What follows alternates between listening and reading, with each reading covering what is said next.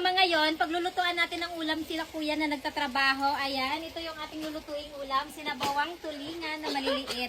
So, ilagay na natin itong ating mga sahog. Lagyan natin ng luya para sa panglansa. Lagyan na natin itong sili. Guys, ayan, ilalagay na natin yung isda. Ayan, sobrang sarap nito sa sabawan guys kasi fresh na fresh siya. Ayan.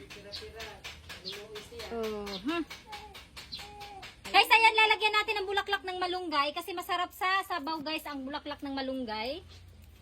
Ayan. Imbis na dahon, bulaklak yung ating ilagay kasi sobrang daming bulaklak ng malunggay namin ngayon. Ayan na din natin itong talbos ng kamuti guys. Ayan.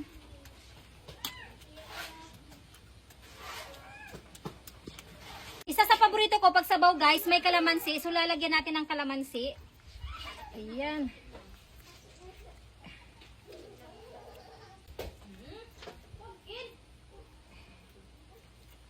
Mas maraming kalamansi, mas masarap kasi maasim siya.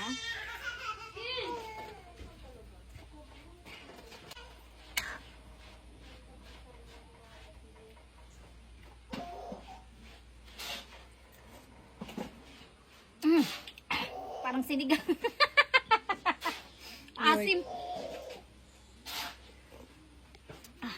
Sarap.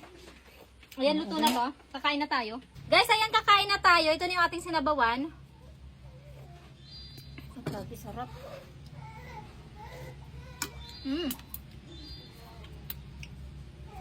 Sarap talaga pag may kalamansi. Ayan. Masarap sa sinabawan guys. Itong lalo na pag ano, lalo na pag fresh ang isda. Kakain ka? Ha? Kakain ka?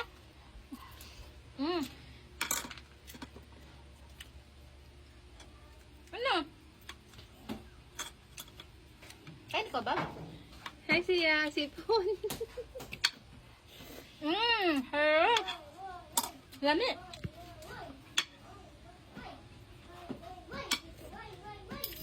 Gulay kayang? Wala.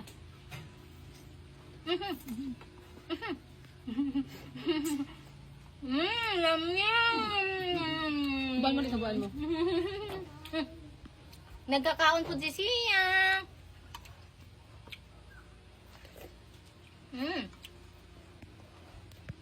Paborito po siya ang gulay. Takti, tapos.